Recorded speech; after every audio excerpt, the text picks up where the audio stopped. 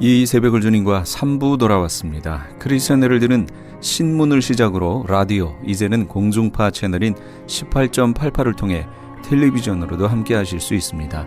이 시간에 방송되는 모든 목사님들의 설교를 인터넷 웹사이트 www.chtv1888.org를 통해서 다시 들으실 수 있습니다. 하루를 귀한 말씀과 찬양으로 함께 하시는 시간 되시기 바랍니다. 이 시간에는 그라나다 힐 한인교회 백동흠 목사님께서 예레미야 18장 7절에서 10절까지의 말씀을 본문으로 우리 민족의 사는 길이란 제목의 하나님의 말씀 전해주시겠습니다. 많은 은혜 받으시기 바랍니다. 2차 대전 전범들이죠. 전범들을 갖다가 역사적으로 위고시켜서 그들 나라의 위대한 나라로 인물로 바꾸려고 하는 작업을 하고 있습니다. 그렇게 만들어가지고 후손들에게 알리면 그렇게 되는 거예요. 이게 역사에 대한 굉장히 모순이 될 수 있는, 위곡이 될 수 있는 부분들이 되는 것입니다. 의안부 성도의 할머니들에 대해서는 지금도 무시하고 있습니다. 그래 여러분, 미국도 지금 많이 변하고 있는 것 여러분 아세요? 특히 여러분, 트럼프 이번에 대통령 후보는 왜 우리가 우리 돈을 써가면서 그들을 도와줘야 되느냐 하면서 방위비 전액을 요구하는 모습을 보여주고 있습니다. 그리고 싫으면 그만두라는 거예요. 우리는 돌아오겠다는 거예요. 그리고 그들의 전쟁은 그들에게 맡기겠다 할 정도의 얘기까지 했습니다. 어쨌든 간에 이번 대통령 선거에서 공화당 트럼프가 되든지 민주당 힐러리가 되든지 간에 이제는 미국은 자국 중심의 정책을 펼 수 있는 그러한 메시지가 이미 우리 가운데 들어왔습니다. 왜 그런지 아십니까? 트럼프를 통해서 미국의 민심이 어떻게 되고 가는가를 알았기 때문인 것입니다. 그렇기 때문에 이제는 미국도 막연하게 우리에게 좋은 우방국으로만 자리매길 만한 형편은 안 되는 것입니다. 여러분, 이렇게 국제적인 정세가 이렇게 굉장히 우리 한반도에게 어떤 그 불리한 요건으로 조성되고 있는데 더 큰 위기는 뭔지 아십니까? 우리 민족끼리의 갈등과 분열입니다. 우리 민족끼리 서로 이면하고 있고 파당되고 있고 분열 싸우는 현상이 보입니다. 첫째는 지역 간의 갈등입니다. 남과 북이 갈라져 싸우고 있습니다. 근데 여러분, 동서가 지금 갈라져서 반목과 갈등을 이루고 있습니다. 그래서 무조건 뭔가 하려고 하면 무조건 반대적인 입장에서 서버리고 말아요. 그러니 정치가 지도를 되겠습니다. 두 번째는 계층 간의 갈등입니다. 언제 우리 IMF 터지고 난 이후부터는 우리 중간층이 사라지고 말았습니다. 빈부의 갈등이 날마다 심화되고 있고 그리고 99%의 1%의 경제 구도가 드러나고 있습니다. 이거 상당히 심각한 문제가 될 것입니다. 세 번째는 이념의 갈등입니다. 이쪽에서는 저쪽을 종북 좌파라고 하고 이쪽에서 저쪽에서는 이쪽을 보수 꼴탕이라 하면서 정말로 이제는 섞일 수 없는 이념으로다가 극한 상황으로 지금 가고 있는 것이 오늘 우리 한국의 모습이 될 수 있습니다. 그리고 또 한 가지 더 심각한 문제는 세대 간의 갈등입니다. 우리 부모들의 세대들과 자녀들 세대 간이 벽이 너무나 커지고 있습니다. 우리 미국세가 있는 우리 이민교회는 이해가 돼요. 영어권에 있다. 우리는 한어권이다. 심지어 언어가 들린다. 그래서는 많이 대화가 힘들다. 어렵다는 거 많이 이해됩니다. 근데 그게 아니더라는 거예요.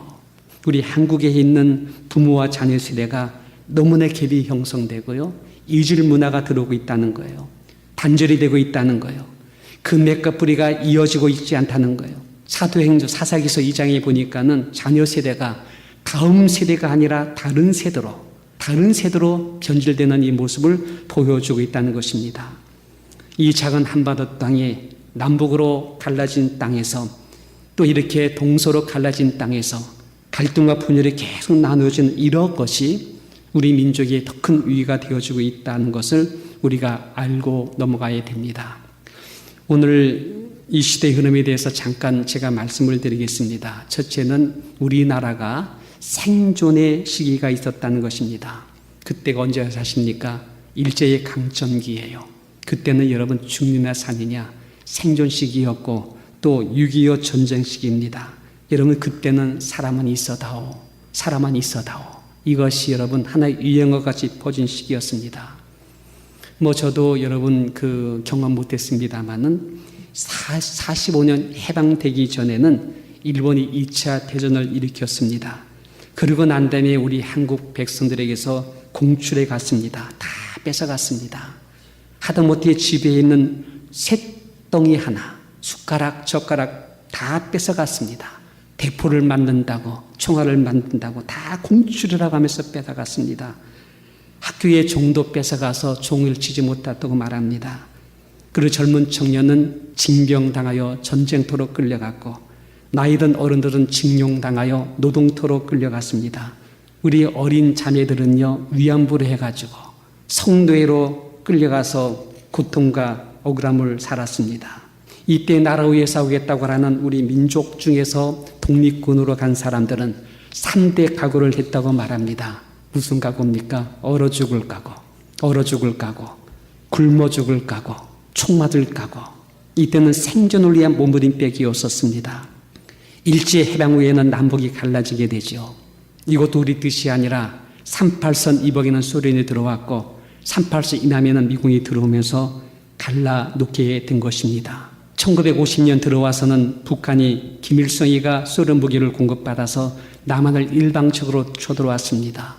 여러분, 사실은 김일성은 전범이에요. 역사의 재판석에 올려놔야 될 사람이에요.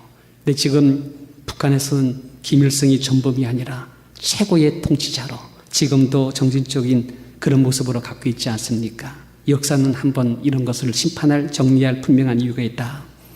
이 전쟁을 통해서 100만의 사람이 사망됐고 9만 명이 납북됐으며 10만의 가족이 이산되었고 10만의 전쟁권을 만들어냈습니다.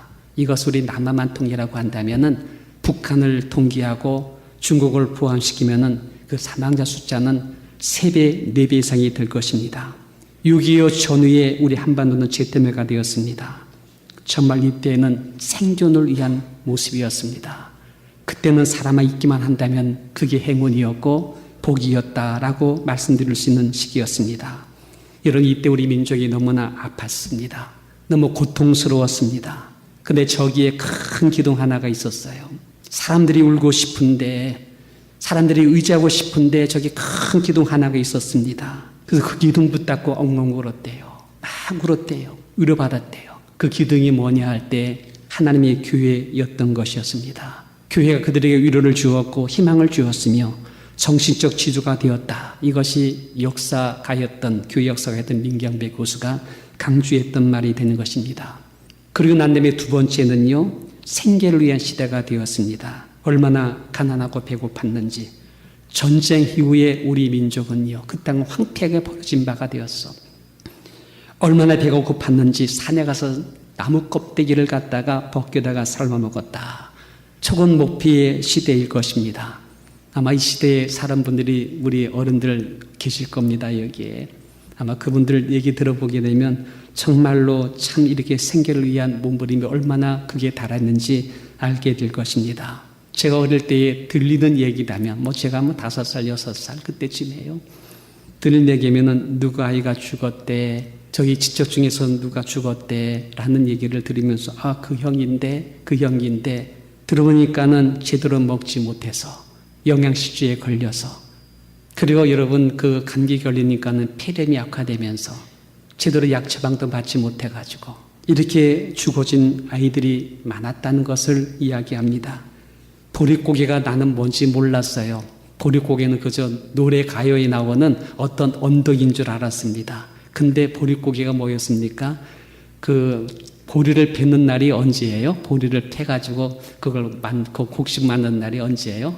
4월입니까? 5월입니까? 여러분 아세요? 다들 모르나? 근데 보릿고기에 그게 고기랍니다. 그 고비를 잘 넘기면은 보리를 갖다가 이제는 이삭으로 만들고 패서 이제 고기된 보리밥 먹는 그때까지가 고개일입니다. 고개를 넘기지 못하면은 죽는다는 거죠.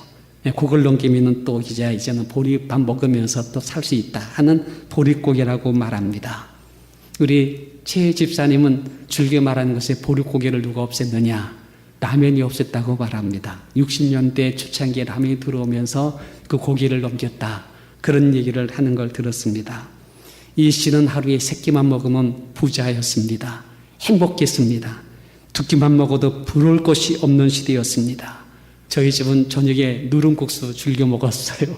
저희 형님인 우리 백장님은요, 수지뷰를 그렇게 좋아합니다. 밀가루 반죽해서 뗀 수지뷰를요. 왜? 그때 너무나 잘 먹었기 때문에. 그 당시 우리는 생계를 위한 시대였습니다. 그저 먹는 것만 있으면은 참으로 행복하고 부유한 시대였다. 이렇게 말씀드릴 수 있겠습니다. 이제 세 번째로 우리가 한 단계 올라가는 것이 생활을 위한 시대가 됩니다. 여러분, 지금 와서 우리가 돌이켜볼 때에 우리 박정희 대통령은 우리나라의 위대한 지도자였습니다. 그분이 우리나라 경제의 기초를 닦아주셨습니다. 산업화의 아버지가 되는 분이었습니다. 우리 역사를 좀 정리했으면 좋겠어요. 그리고 우리 아이들한테 분명하게 이런 역사를 분명히 알려주면 좋겠습니다. 박정희 대통령 시대부터 새마을운동이 시작했습니다. 새마을운동을 했고 경부고속도로를 개통했고 포양제철을 만들었고 한국조선을 세계화시켰습니다. 이 시대의 경로사상을 정립했고 이러며 싸우고 싸며 일하자고 하는 예비군 창설을 했고 어쨌든 잘 살아보자고 그런 몸부림치면서 독일로 중동으로 월남으로 젊은 사람들을 보내면서 돈을 벌어들여서 가난을 벗어보려고 하는 몸부림을 갖게 되었습니다. 그래서 마침내 경제적으로 안정된 삶을 터전을 만들어 온 것이 70년대, 80년대의 모습이었다. 아마 이때쯤은 조금 살만한 시대였다고 생각이 듭니다. 여러분, 80년대에 들어서서 한국에 가장 위대한 일이 일어난 것이 뭔지 아십니까? 전국 복음화 되었습니다. 여의도에 100만 이상의 인파가 몰려들었지요. 그리고 난 다음에 기도운동이 퍼져나갔지요. 마을마다 동네마다 사랑방 성교공부가 퍼져나가기 시작하면서 이 놀라운 영적인 성령의 운동이 우리 한국을 개조시켰습니다. 변화를 시켰습니다. 90년대 들어서면서 1,200만 이상이 그리스도인이 되고 최대 교회인 대형교회들이 들어서기 시작했습니다. 이때 우리 한국교회는 4명 중에 1명이 그리스도인이 되었다고 통계를 냈었습니다. 그렇게 많은 고난과 시련 속에서도 새벽에 눈물로 기도했던 우리들 부모님들의 세대, 그렇게 가난하고 없을 때에도 열심히 봉사하며 헌금하신 우리 어른들의 시대에 그런 기도와 그런 몸부림과 성실함이 마침내 열매를 맺는 시대로 흘러가게 되었던 것이었습니다. 이 시대에는 너무나도 가난했지만은 희망을 품었어요. 참으로 어렵게 힘들게 살았지만은 보람과 기쁨으로 일했어요. 미래의 자식들을 위해서 내가 조금 피곤하고 힘이 들어도 우리 희망이 있다. 내가 열심히 하게 되면 우리 자녀들은 잘 살 수 있다. 라는 이런 마음과 믿음을 가지고 열심히 교회에서 신앙생활하면서 사회에서 일을 나갔다. 말씀을 드릴 수 있겠습니다. 그리고 난 다음에 풍요와 번영의 시가가 옵니다. 이건 2000년대에 들어서면서입니다. 이제 하나님의 축복이 서서히 열매 맺기 시작하면서 우리 한국이 경제대국으로 들어갑니다. 우리 국민 생활 수준이 2만 시대로 들어갑니다. 각 가정마다 자원이 들어서게 되고 고급 아파트로 이사를 옮겨가게 되고 음식도 건강식당을 만들어가게 되고 레저 문화가 드러나기 시작하며 취향 따라서 운동하기 시작했고 유행도 나가기 시작했던 것입니다. 주 5일로 바뀌면서 이틀 연속 놀다 보니 주말에는 들로 산으로 무지무지하게들 많이 나가서 여러분 그렇게 쉬고 들어오게 했었습니다. 이제 자녀들에 대해서는 한 가지 목적이 있던 것이 오직 뭡니까? 공부를 열심히 해서 명문대학 가라. 다음 세대 너희들이 아주 훌륭한 사람 되기 위해서는 공부해야 되겠다는 이런 이론적인 가치관을 가지고서는 엄청나게 강조했습니다. 근데 이런 가정 속에서 여러분, 이런 축복과 번영 속에서 우리가 한 가지 놓친 것이 뭐냐? 그것이 바로 신앙의 맺과 뿌리였습니다. 역사의 맺과 뿌리를 놓치고 말았던 것이었습니다. 교회 건물은 크게 지어 놓았는데 성도들이 다 빠져나가고 있습니다. 눈에 띄게 줄기 시작했습니다. 우리 아이들이 대학만 가면은 교회로 들어오지를 못합니다. 지금 통계로는 95%가 들어오지 않는다. 주일학교 텅텅 비기 시작했습니다.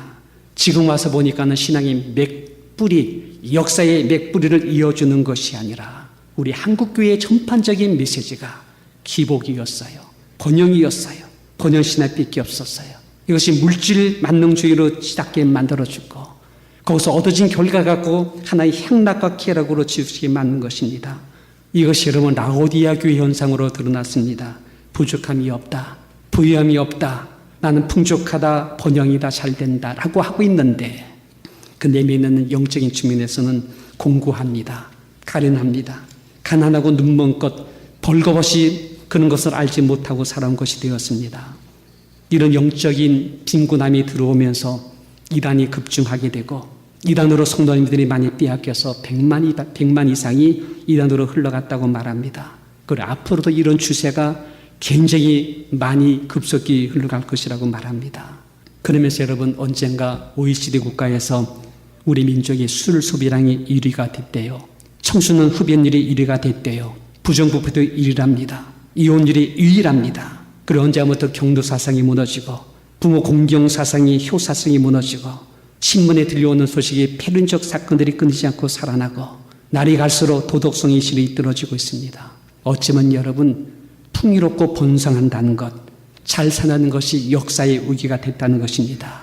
풍요롭고 번성한 것이 겸손하고 더 많이 낮아야 되는데 그걸 깨뜨리고 교만으로 올라가기 시작했고, 풍요와 번성이 겸손과 근면으로 가야 되는데 우리 사치와 낭비로 흘러갑니다.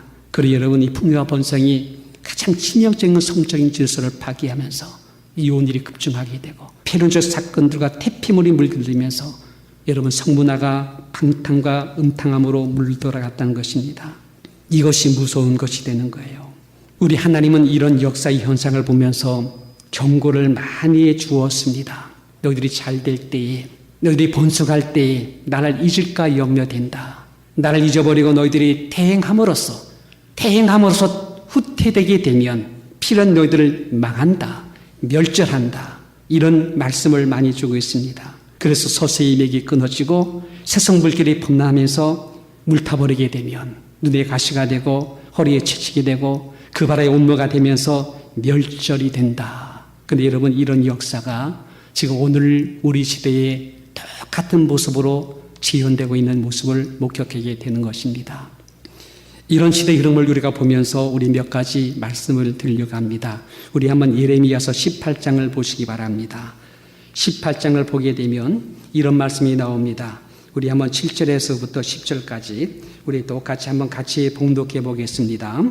내가 언제든지 어느 민족이나 국가를 뽑거나 파거나 멸하라 한다고 하자 만일 나의 말한 그 민족이 그 악에서 돌이키면 내가 그에게 내리기로 생각하였던 재앙에 대하여 뜻을 돌이키겠고 내가 언제든지 어느 민족이나 국가를 건설하거나 심으리라 한다고 하자 만일 그들이 나 보기에 악한 것을 행하여 내 목소리를 정정치 아니하면 내가 그에게 유익하게 하리라 한 선에 대하여 뜻을 돌이키리라. 여러분, 이 말씀이 무슨 말씀인 줄 아십니까? 하나님은 역사의 경영권자다, 민주가 국가의 운명을 결정하는 자다 라는 것을 예레미야는 분명하게 선포한 것이었습니다. 7절 보게 되면 내가 언제든지 하나님께서 언제든지 얼마든지 어느 민족이나 어느 국가든지 뽑아낼 수가 있고 파할 수가 있으며 멸할 수가 있다. 구주는 어느 민족 어느 국가든지 내가 건설하게 만들 수 있으며 상대하게 만들 수 있으며 심을 수도 있다라고 말하는 것입니다. 하나님은 역사의 기준과 원칙을 갖고 있는데 그 기준과 원칙 속에는 그 백성들의 도덕성의 수준, 영적인 수준이 있다는 것을 말하는 것입니다. 8절에 보니 하나님이 한 민족과 백성을 멸망으로 끌어내리려 합니다. 이제는 이 나라는 끝이야. 더 이상 역사에 있을 가치가 없어. 멸망이야. 라고 그것을 멸망으로 언도하려고 합니다. 근데 그 땅의 백성들이 돌이키면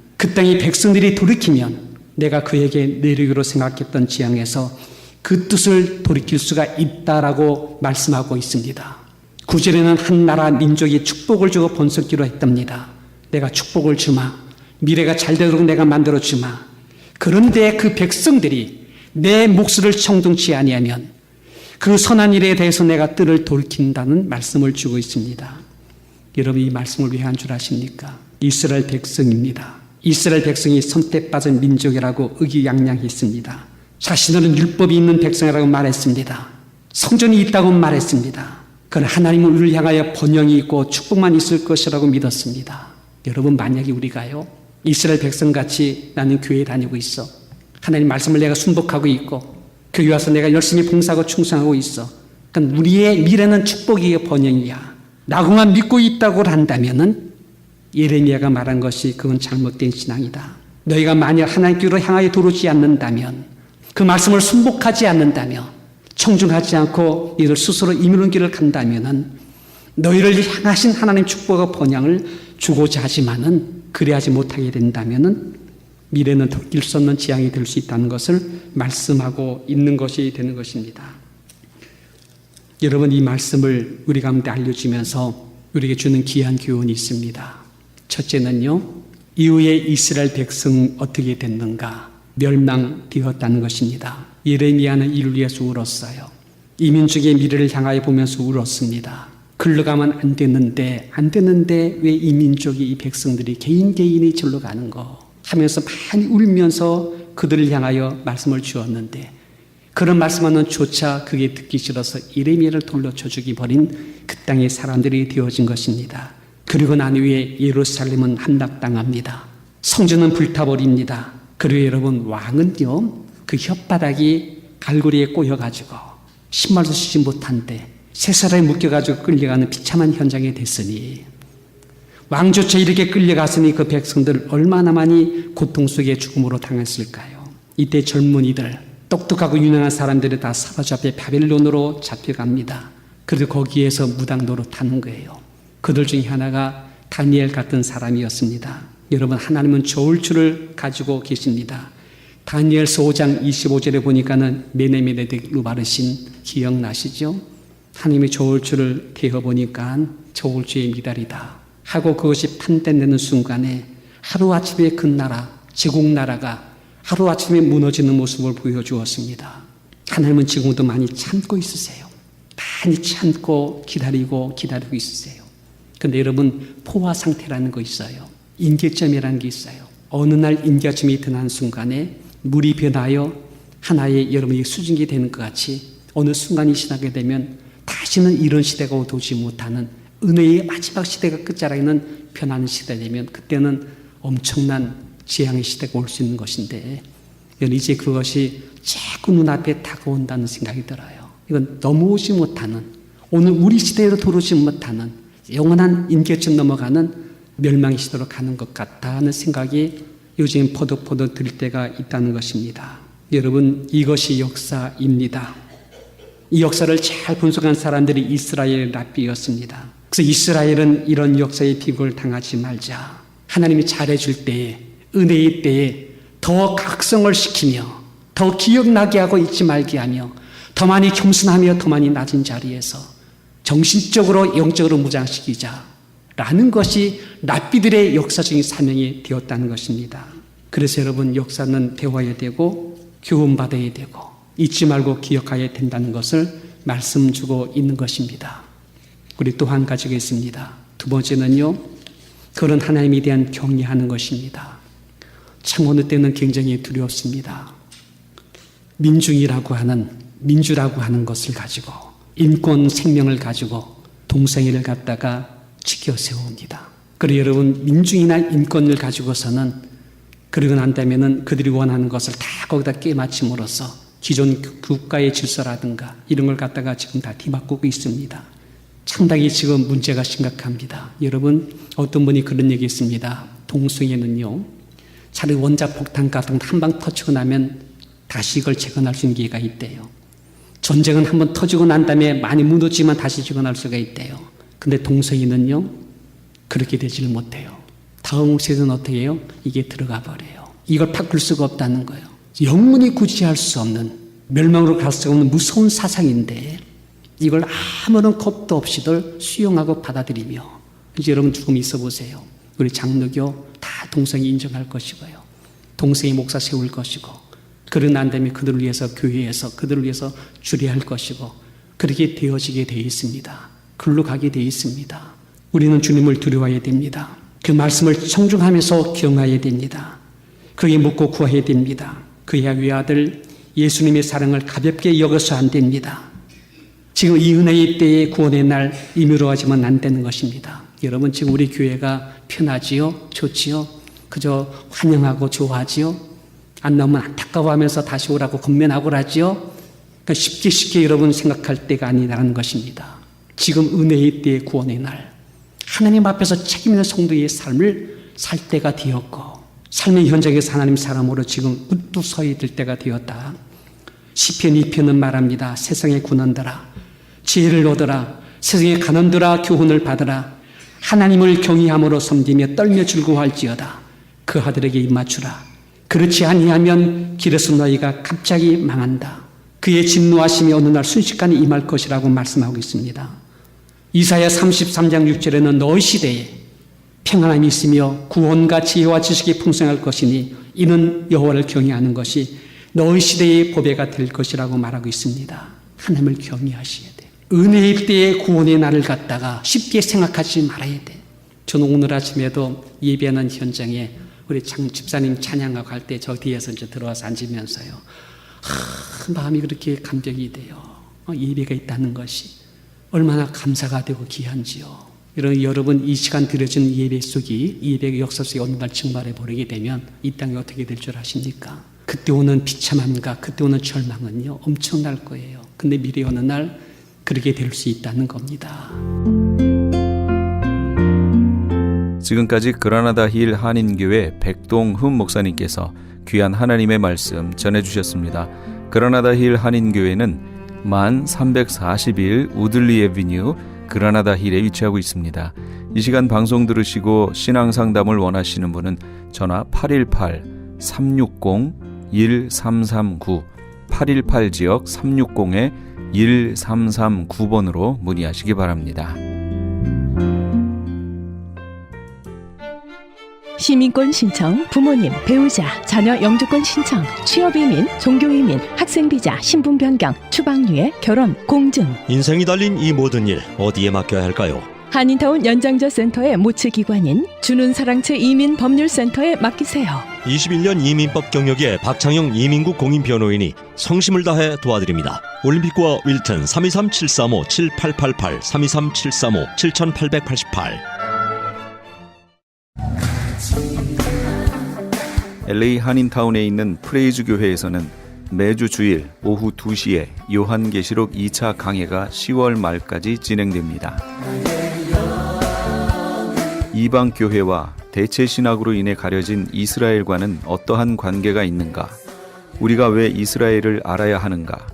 이스라엘을 통해 약속하신 하나님의 시간표는 어떻게 되는가 등 말세를 사는 우리들이 지켜보고 준비해야 하는 것들이 무엇이 있는지를 함께 고민하고 나누는 시간이 될 것입니다. 요한계시록 강의를 듣기 원하시는 성도님들은 22668 웨스트 피코 블루버드 피코와 켄모어가 만나는 곳에 있는 프레이즈 교회로 오시거나 전화 213-700-9833 213지역 700-9833번으로 문의하시기 바랍니다.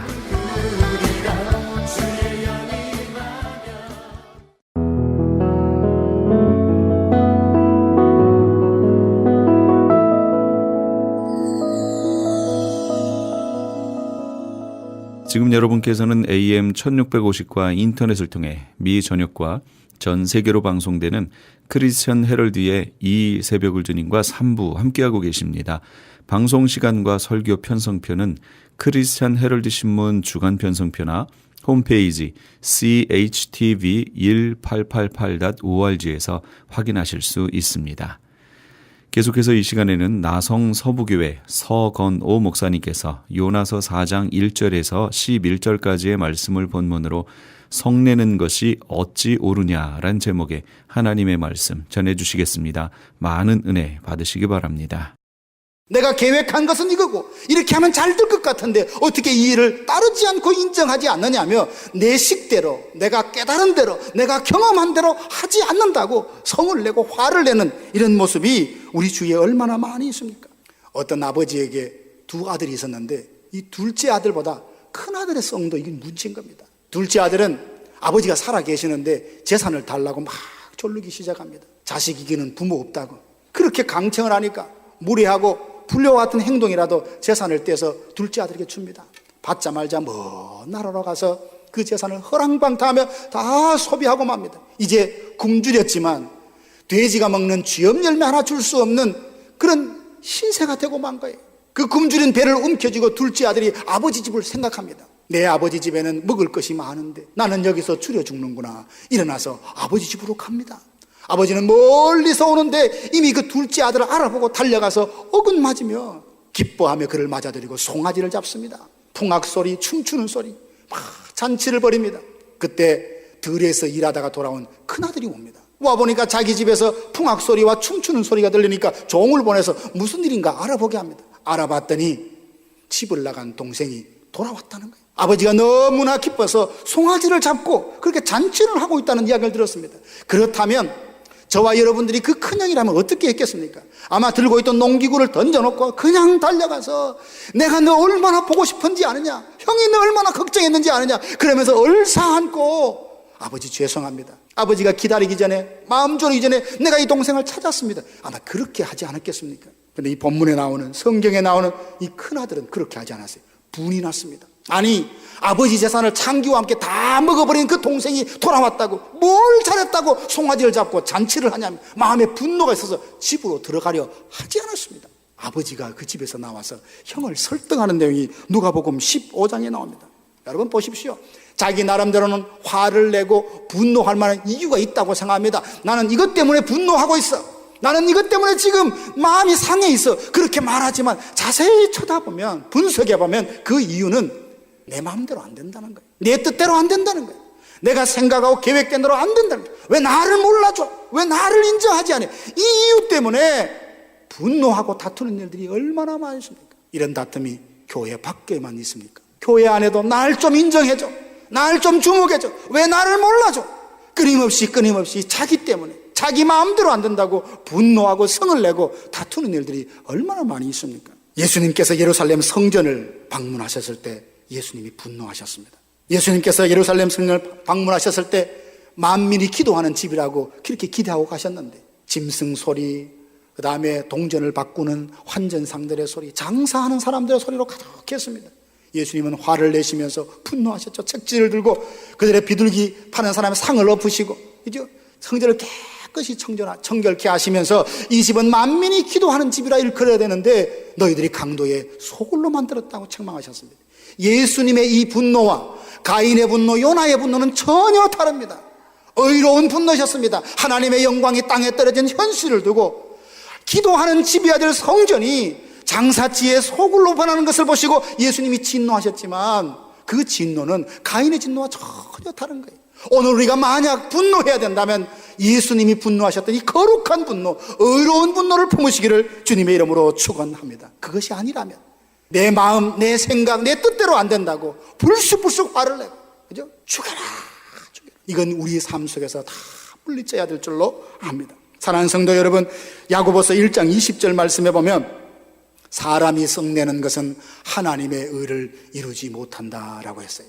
화를 낼 때는 주체가 안 됩니다. 이 말씀을 기억하면서도 크게 불쑥불쑥 올라옵니다. 그때 기억하십시오. 우리의 마음속에 욕심 때문에 내 방식으로 안 된다고 분노하는 거 다 버리고 우리의 마음에는 예수 그리스도의 평강이 주장하는 하나님의 사람이 되어야 될 줄로 믿습니다. 예수 그리스도의 평강이 너희 마음을 주장하게 하라. 어떤 한때 잠깐이 아니라 영원토록 계속해서 그 그리스도의 평강이 우리 마음을 주장하게 하여야 될 줄로 믿습니다. 요나의 삶을 보면서 주님이 우리에게 묻는 질문, 우리의 마음에 무엇이 있어야 되겠느냐? 그것은 분노가 아니라 그리스도의 평강이다. 이 말씀을 받으시고 혹시 여러분 안에 누군가 내 뜻대로 안 된다고, 내 뜻대로 안 된다고 분노가 있다면 그 모든 분고를 십자가에 내려놓고 주님이 주시는 진정한 평강으로 충만케 되기를 주님의 이름으로 축복합니다. 오늘 본문을 통해서 요나를 보면서 두 번째 우리가 스스로에게 물어봐야 할 질문은 뭐냐 하면 우리의 신앙이 점점 자라가야 되지 않습니까? 근데 어디까지? 우리 신앙의 성장의 목표는 어디일까요? 요나서는 악독한 성읍인 니느웨까지 사랑하신 하나님의 그 사랑의 이야기예요. 복음의 내용으로 가득 차 있는 구약의 성경입니다. 니느웨 성에 하나님의 말씀을 전해서 그들이 회개하니까 하나님이 내리리라 라고 했던 재앙을 다 거두지 않습니까? 이것은 요나서의 중요한 주제입니다. 요나서가 기록될 때에 니느웨 성의 회복에만 초점이 맞추어졌다면 3장에서 끝이 나야 되는 것 같아요. 3장 10절에서 그들은 회개하고 하나님께로 돌이키니 하나님께서 그들을 회복시켰더라, 용서하셨더라고 끝나니까 3장에서 끝나야 되는데 4장이 있단 말이죠. 4장의 내용을 가만히 보면 하나님과 요나의 대화입니다. 그 대화의 내용은 한결같이 한 사람은 하나님 앞에 막 분노를 쏟아놓고 하나님은 그 분노하는 선지자를 달랩니다. 설득합니다. 이 내용이 본문에 나와 있어요. 하나님은 이 요나서 4장을 통해서 니느웨가 구원받는 건 나에게 기쁨이지만 그 성에게 말씀을 전했던 너도 좀 달라졌으면 좋겠다. 요나 너도 변했으면 좋겠다. 요나 너도 좀 신앙적으로 자랐으면 좋겠다. 이게 그를 향한 하나님의 바람이에요. 우리의 신앙도 한번 돌아보십시오. 사람이 시간이 지나면 여러 가지 경험을 하면 할수록 성숙해야 되고 달라져야 되는 것이 당연한 것 아니겠습니까? 요나를 보십시오. 처음 부르심을 받을 때는 도망칠 수 있다고 봅시다. 하나님의 은혜를 받았어요. 물고기 뱃속에다 들어갔다 나온 그 정도 은혜 체험을 했다면 이제 뭔가 달라져야 되지 않겠어요? 그런데 오늘 4장의 본문을 보면요, 하나님이 말씀하시니까 화를 냅니다. 차라리 죽는 것이 사는 것보다 더 낫다며 나를 죽여달라고 이야기합니다. 은혜를 받았으면서도 신기한 체험을 했으면서도 그는 니느웨를 향한 자기의 생각을 조금도 바꾸지 않았어요. 자기가 생각했던 그 어떤 결론, 자기가 생각했던 편견 시각을 조금도 바꾸지 않는 요나의 모습을 성경에서 보고 미워했던 사람 여전히 미워하고 있습니다. 싫어한 사람이 여전히 싫어하고 있어요. 이게 바로 요나의 모습입니다. 그러면 요나는 신기한 체험도 했던 그였지만 그의 삶 속에 변화가 일어나지 않았던 이유가 도대체 뭘까요? 2절 말씀에 보면, 2절 말씀 중반부에 보면 주께서는 은혜로우시며 자비로우시며 노하기를 더디하시며 인애가 크시사 뜻을 돌이켜 재앙을 내리지 아니하시는 하나님이신 줄을 어떻게 해요?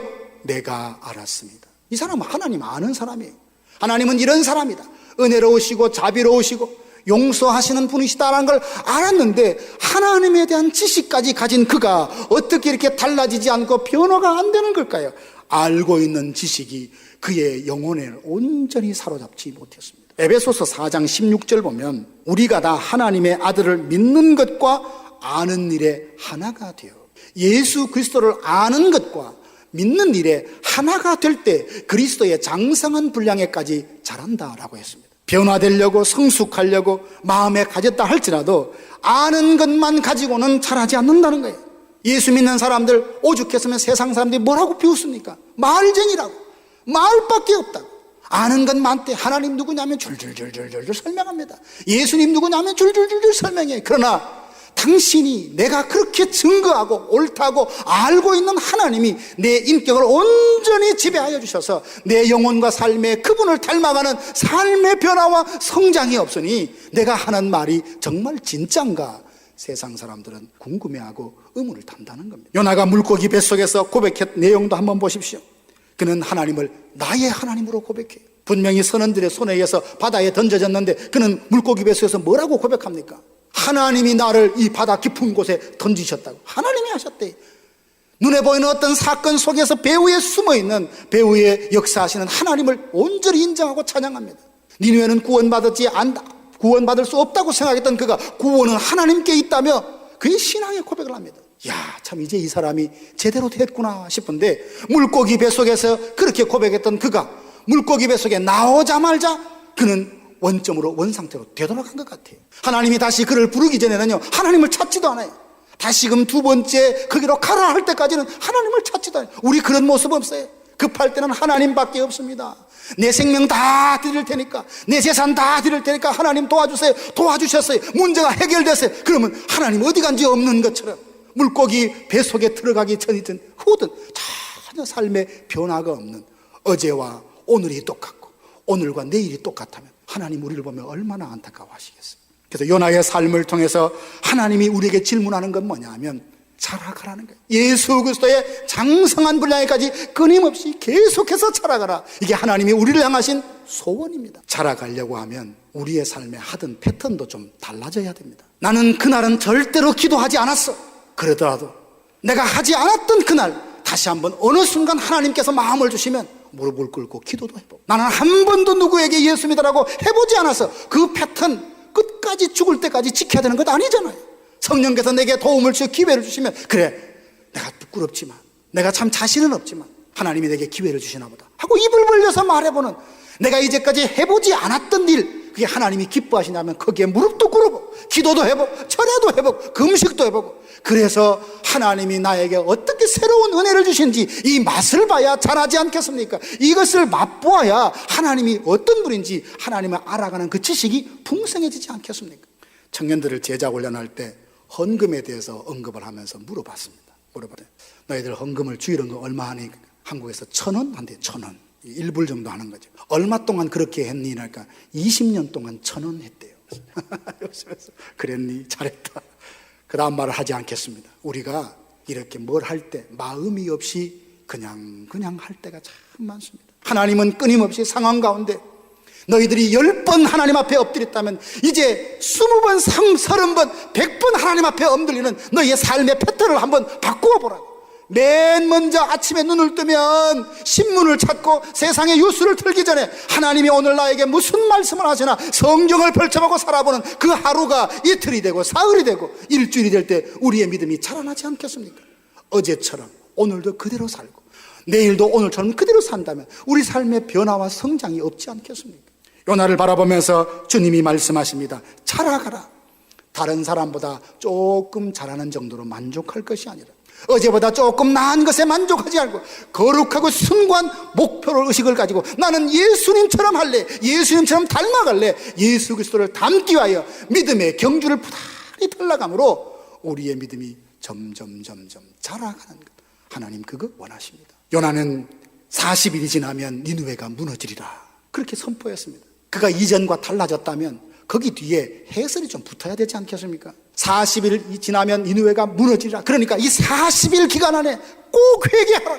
제발 회개하라. 그러면 하나님께서 멸망을 거두실 것이라고 그걸 선포해야 되는데 그 마음에 하나님이 가라 하니까, 두 번째 가라 하니까 바닷속에 한번 떨어져 본 그가 이제 거부는 할 수 없고 순종은 하는 척 하는데 여전히 니느웨에 대한 자기 생각과 마음은 바꾸지 않는 거예요. 똑같은 패턴으로 모양만 바꾸는 거예요. 그러니까 신앙의 성장이 자랑이 없던 겁니다. 사랑하신 여러분, 여러분이 정말 예수를 닮기를 원하고 어제보다 오늘보다 내일 내 믿음이 자라기를 원한다면 어제처럼 사는 것이 아니라 오늘 새로운 패턴, 내 신앙의 성장을 위해서 뭔가 하나 결단해보고 실천해보는 은혜가 있기를 축원합니다. 새벽기도도 한번 해보시고요, 그다음에 금식도 해보시고 성경 한번 외워볼까? 암송 한번 해볼까? 그래서 한번 한 달에 한 구절이라도 자꾸 외워보는 거예요. 전에 다 안 하던 일이지만 내 신앙에 도움되는 일이라면 뭔가 한 가지 그 숫자와 기회가 늘어지면서 내 믿음은 나도 모르게 자라가게 되는 것입니다.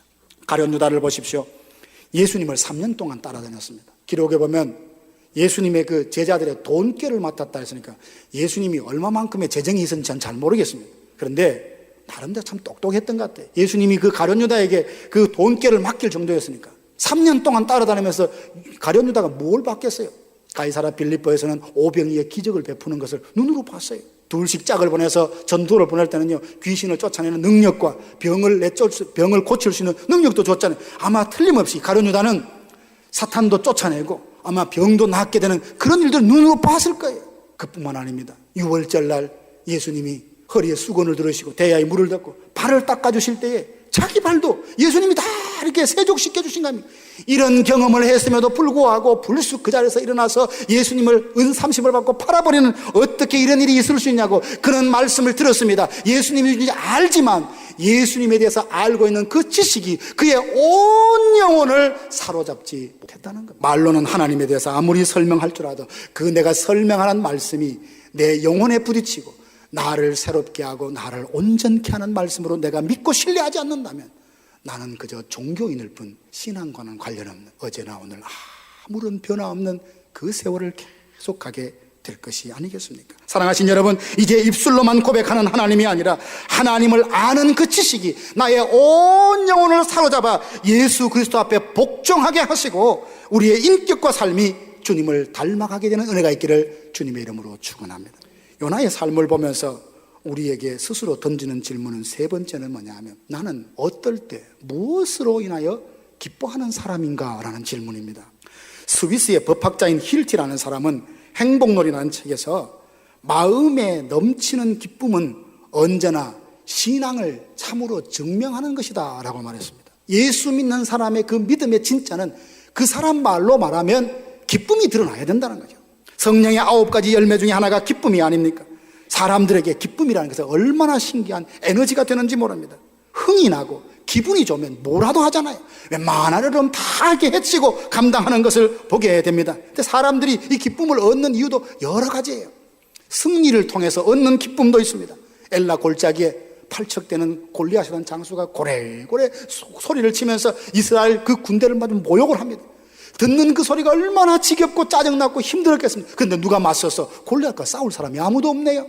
그때 다윗이 그 자리에 와서 성령의 충만을 받아서 골리앗과 싸우러 나갑니다. 창과 배틀을 가지고 싸우려고 하는 골리앗을 상대해서 다윗이 가진 무기가 뭡니까? 그 손에 물맷돌 5개와 만군의 여호와의 이름을 믿는 믿음 하나로 그를 나서서 그 골리앗을 쓰러뜨리지 않습니다. 이스라엘 민족이 주눅줘서 벌벌벌벌 떨고 있는데 다윗이라는 자그마한 소년이 나와가지고 그 골리앗을 쓰러뜨리고 승리를 일으켰으니 이스라엘 민족들이 얼마나 기뻐하고 얼마나 좋아했겠습니까? 승리가 주는 기쁨이 이런 것입니다. 지금은 그 리오 올림픽이 진행 중이 아닙니까? 뉴스로 보니까 지난주에 했나요? 남자 그 단체전 중에 양궁 경기 결승전이 이 미국 팀과 이렇게 했는데 아니 6발 연속으로 10점을 다 맞추는 거예요. 그래서 미국 사람들이 절을 하면서 했다는 말이 당신은 신궁입니다. 양궁이 아니라 신궁입니다. 그렇게 절을 하는 게 이렇게 신문에 나왔더라고요. 그런 것을 보면서 내가 그 양궁장에 없었어요. 그런데 우리나라 사람이 그죠? 우리나라 사람이 시민권 가진 분들은 우리나라도 아니지. 우리나라 사람이 가서 이겼다는 걸 그 승리를 보면서 얼마나 마음이 기쁩니까? 이게 승리가 주는 기쁨이에요. 그리고 오랫동안 수고하여 얻은 소득과 열매에 대한 기쁨도 있습니다. 농부가 땀 흘리며 그 무더위를 견디고 주렁주렁 열매를 밟을 때 얼마나 기쁩니까? 근데 이런 기쁨 말고 진정한 참된 기쁨이 있습니다. 요한복음 17장 13절 보면 예수님이 말씀하십니다. 저희로 내 기쁨을 저희 안에 충만히 가지게 하려 합니다.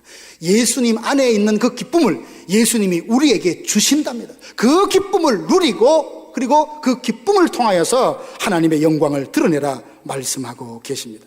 오늘 본문에 나오는 요나는 무엇 때문에 기뻐합니까? 6절 말씀 보면 하나님 여호와께서 박넝쿨을 예비하사 요나를 가리게 하셨으니 이는 그의 머리를 위하여 그늘이 지게 하며 그의 괴로움을 면하게 하려 하십니다. 요나가 박넝쿨 그늘 때문에 심히 기뻐하니 자기가 수고한 것도 아닙니다. 자기가 재배한 것도 아니에요. 하나님의 은혜로 하룻밤에 났다가 하룻밤에 없어지는 그 박넝쿨에 그렇게 기뻐할 줄 아는 그 사람이 하나님이 기뻐하시는 일에는 도무지 기뻐할 줄 모르는 사람이었다는 겁니다. 예수 믿는 사람 참 믿음이 좋다. 여러 가지 기준과 평가 기준이 있지만 하나님이 기뻐하시는 일에 나도 기뻐할 수 있다면 이 사람 정말 하나님의 마음을 품은 사람 아닐까요? 하나님이 가고 싶은 건 내가 가는 사람, 하나님이 하고자 하는 일을 내가 하는 사람, 이 사람이 하나님의 마음에 맞는 사람이며 올바르고 건강한 신앙을 믿음을 가진 사람이 아니겠냐고요. 우리는 무엇으로 인하여 기뻐합니까? 시편 4편 7절에 보면 주께서 내 마음에 두신 기쁨은 그들의 곡식과 새 포도주가 풍성할 때보다 더하니이다. 열심히 일했는데 소득이 많으면 기쁜 것 그거 잘못 아닙니다. 그러나 그것이 전부인 것처럼 생각하고 그것이 없으면 죽을 것 같고 그것이 있으면 다 있는 것 같고 이게 문제라는 겁니다. 내가 열심히 일해서 수입이 많아지는 거 그거 기뻐하는 거 죄 아니에요. 하나님 그걸 말하시는 것이 아니라 더 고차원적인 더 신령한 기쁨이 있는데 그 기쁨을 누리고 있느냐라고 말씀하고 계십니다. 에티오피아 내시가 그 먼 거리 예루살렘까지 와서 예배를 드리고 제사를 드리고 자기 고국으로 돌아갑니다. 근데 이사야서 53장 그 두루마리 성경을 읽는데 도대체 무슨 내용인지 모르겠네. 고난받는 종이 나오는데 이게 누군지 알 수가 없는 거예요. 성령께서 그걸 보시고 빌립을 인도하셔서 만나게 해서 설명해 줍니다. 해석을 들어보니까 예수 그리스도야. 예수님이 이 땅에 정말 메시아로 오셔서 우리 모든 사람의 죄를 대신하여 그 고난을 받는다는 걸 알고 그걸 믿으면서 세례를 받고 기쁨으로 돌아갔다라고 했어요. 예배하고 돌아갈 때 진리에 대한 깨달음이 하나님이 나를 이렇게 사랑하셨구나. 그래 한 주일 동안 살면서 이게 참 궁금했는데 말씀을 듣고 기도하며 보니까 하나님이 이런 마음이었어, 이 뜻이었어. 이게 풀어지면서 마음의 기쁨을 가지고 돌아가는 것, 이게 하나님이 원하시는 것 아니겠습니까? 오랫동안 기도하여 응답받아서도 참 기쁩니다. 그리고 사마리아 여인 같은 경우는 예수님을 만남으로 그 마음의 기쁨이 회복됐어요. 좋은 남편, 근사한 남자 만나면 나 참 기쁘리라 생각하고 결혼을 했는데 이 인간이 도대체 기쁨을 안 줘요. 헤어집니다. 두 번째 남자도 헤어집니다. 세 번째 남자도 5번째하고 헤어지고 6번째 사는데도 이 남자는 자기에게 영혼의 갈증을 해결시켜주지 못하는 겁니다. 그런 상황에서 터덜 우물가에 갔는데 거기에 유대인 남자가 또 앉아있는 거예요. 참 부담스럽대 생각인데 그가 먼저 말하기를 나에게 물 좀 달랍니다. 아니 유대인이 어떻게 사마리아인 나에게 물을 달랍니까? 대화해보니까 그냥 단순한 유대 남자가 아니라 예수님이셨어요. 메시아였어요. 그분을 만나면서 그래 메시아를 만나 너무나 기쁜 겁니다. 영혼의 해갈이 다 되어서 물동이를 버려두고 동네로 달려들어갑니다. 내가 메시아를 보았다고, 메시아를 만났다고 온 동네 사람들을 예수님께로 데려오는 모습이 있지 않습니까? 이게 우리가 가져야 될 기쁨이라는 겁니다. 그저 옆구리 한번 간지르면 하하하호호호 하는 이런 웃음 말고 정말 깊은 영적인 슬픔 다음에 내가 죄를 지었군요. 나는 이렇게 살아갑니다. 하나님 앞에 철저히 회개하고 용서받은 자에게 주시는 하늘이 부어주는 신령한 기쁨을 우리 마음속에 품는다면 세상의 완만한 어려움들 다 딛고 이길 수 있습니다. 그래서 예수님이 물으십니다. 너는 무엇 때문에 기쁘냐? 기뻐한다면 너를 기쁘게 하는 것이 도대체 뭐냐? 하나님 나는 박넝쿨 그늘만 했으면 됩니다. 이건 요나예요. 하지만 하나님 박넝쿨 그늘도 필요하지만 나는 주님의 마음에 있는 그 기쁨을 내 마음에 품기를 원합니다. 신령한 기쁨, 그 어느 누구도 어떤 상황도 빼앗을 수 없는 참된 영적 기쁨을 소유하기를 원합니다. 이 고백과 기도가 저와 여러분의 고백과 기도가 되기를 주님의 이름으로 축원합니다. 오늘 설교를 마무리하면서 저는 3가지 질문으로 말씀을 마무리하려고 합니다. 이 질문에 대한 대답은 여러분 스스로 하실 수 있기를 원합니다. 요나의 삶을 보면서 첫 번째로 드리는 질문은 우리 마음에 무엇이 가득한가라는 겁니다. 겉은 예수 믿는 모습이에요. 시간 되면 교회를 쭉 갑니다. 손에는 항상 성경을 갖고 있어요. 교회도 나름대로 직분도 받았습니다. 그런데 그 안에 온갖 하나님의 진정한 평강이 없이 그냥 온갖 분노만, 상처만, 미움만 가득하고 있다면 하나님의 눈에 그가 어떻게 참된 그리스도인이겠습니까? 사람은 속습니다. 사람은 몰라요.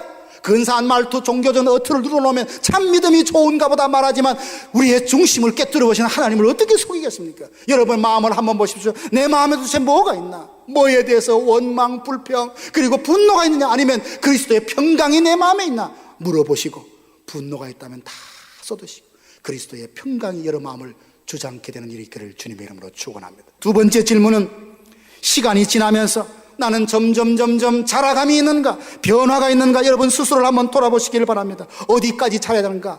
그 어느 누구보다 조금 더가 아니라 예수 그리스도가 우리 신앙의 목표입니다. 주님을 아는 것과 믿는 일에 하나가 되어서 우리가 알고 있는 그 영적인 지식, 신앙의 지식이 머리에만 있는 것이 아니라 이 가슴을 온전히 나의 온 영혼을 사로잡아 나로 하여금 그리스도 앞에 복종케 하고 하나님의 되심을 믿고 선포하고 살아가는 사람으로 세울 수 있을 만큼 그 말씀이 내 마음에 와닿아야 되지. 이런 역사가 여러분에게 있기를 주님의 이름으로 축원합니다. 세 번째 질문은 나는 무엇 때문에 기뻐하는가? 나는 정말 나로 하여금 모든 상황을 능히 견디고 뛰어넘게 하는 진정한 기쁨, 정말 나를 기쁘게 하는 건 뭔가? 그것이 바로 예수님 마음 안에 있는 그 기쁨이 여러분에게 있기를 원합니다. 세상 사람들은 곡식과 세포도주가 많은 것 때문에 그게 전부인 줄 알고 좋아하지만 우리는 그것보다 한 기쁨이 있음을 그들에게 보여주는 하나님의 사람이 될 수 있기를 원한다면 우리는 하나님의 마음에 합한 자라. 주님께서 그 칭찬을 해주십니다.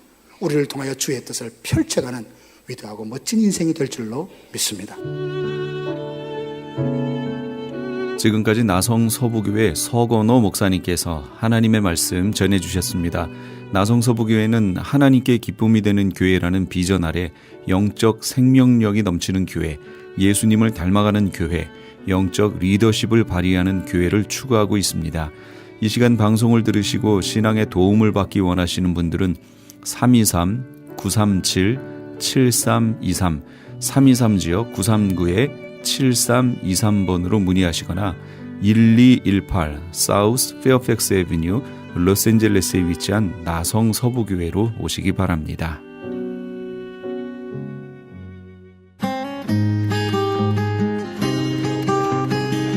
교계 게시판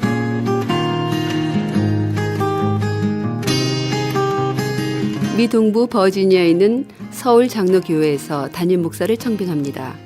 학력은 MDB 이상이고 목사 안수를 받은 후 5년 이상의 목회 경력과 KPCA 해외 한인 장로교회 교단 가입에 결격 사유가 없으시고 영어가 가능하셔야 합니다. 그 외 제출 서류와 방법 및 문의사항은 크리스천 헤럴드 홈페이지 CHTV1888.org를 참조하시기 바랍니다. 제출 마감은 9월 30일까지입니다. 여술은 기독학교에서 9학년에서 12학년까지 고등학생을 모집합니다. 여술은 기독학교는 선교사 및 목회자 자녀를 대상으로 믿음과 지식, 암과 삶이 동일한 올바른 자녀를 양육하며 그들이 세상에 나갈 수 있도록 준비하는 것을 도와주며 더 나아가 하나님의 나라와 그 일을 위해 자신의 삶을 드릴 수 있는 그리스도의 진정한 군사들을 길러내는 것을 목적으로 합니다. 지원 자격과 전형 방법 및 문의사항은 크리스천 헤럴드 홈페이지 CHTV1888.org를 참조하시기 바랍니다. 정상용 목사가 담임으로 심우하고 있는 나성 금남교회에서 제1기 시니어즈 블레싱 라이프 스쿨 참가자를 모집합니다. 본 스쿨은 9월 7일부터 12월 8일까지 14주 동안 매주 수요일과 목요일 오전 10시부터 2시 30분까지 진행되며 참가 대상은 60세 이상의 시니어들로 선교 여행을 가실 수 있는 분이어야 합니다. 소정의 등록비가 있으며 접수 마감은 8월 30일까지입니다. 좀 더 자세한 사항을 알기 원하시는 분들은 310-987-8111 김병호 목사에게 연락 주시기 바랍니다. 미주 한인의 총연합회가 주관하고 이방석 박사의 강의로 진행되는 한 달 영어 통달법이 대흥 장로교회에서 진행 중에 있습니다. 구구단을 외우면 모든 숫자들의 곱셈이 다 해결되듯 한 달 영어 통달법 과정을 마치면 미 국무성의 900문장 표준 영어 문장을 토대로 무한대의 영어 문장을 자유자재로 설교하고 말할 수 있습니다. 좀 더 자세한 문의는 678-922-8607 678-922-8607번으로 문의하시기 바랍니다. LA 한인타운에 있는 프레이즈 교회에서 매주 주일 오후 2시와 매주 금요일 오후 7시에 요한계시록 2차 강해가 10월 말까지 진행됩니다. 이방 교회와 대체 신앙으로 인해 가려진 이스라엘과는 어떤 관계가 있는가? 우리가 왜 이스라엘을 알아야 하는가? 이스라엘을 통해 약속하신 하나님의 시간표는 어떻게 되는가 등 말세를 사는 우리들이 지켜보고 준비해야 하는 것들이 무엇이 있는지를 함께 고민하고 나눠보는 시간이 될 것입니다. 요한계시록 강의를 듣기 원하시는 성도님들은 2668 웨스트 피코 블루바드 피코와 캔무어가 만나는 곳에 있는 프레이즈 교회로 오시거나 전화 213-700-9833으로 문의하시기 바랍니다.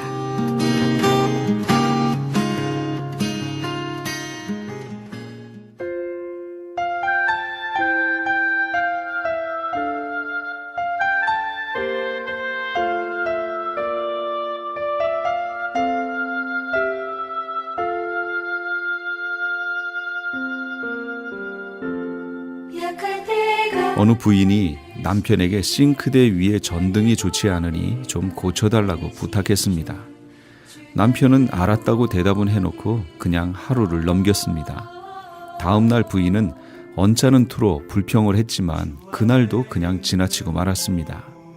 마침내 사흘째 되는 날 기어코 일은 벌어졌습니다. 부인은 그까짓 것 좀 안 해준다고 크게 공박을 했고 남편은 사람을 성가시게 한다고 소리쳤습니다. 결국 그 일로 큰 불화가 생기고 이 부부는 넘어서는 안 될 선까지 넘고 말았습니다. 화평과 불화의 차이는 한 발짝도 되지 않지만 결과는 수천리나 멀어지게 합니다. 작은 것 하나가 화평과 불화를 가져올 수 있습니다. 이것은 가정뿐 아니라 교회에서도 얼마든지 일어날 수 있는 일입니다. 오늘은 특별히 주일이지요. 작은 것 하나를 섬김으로 교회의 화평을 이루시는 우리 애청자 여러분 다 되시기 바랍니다. 지금까지 크리스천 헤럴드 방송에서 보내드린 이 새벽을 주님과의 정영철이었습니다. 고맙습니다.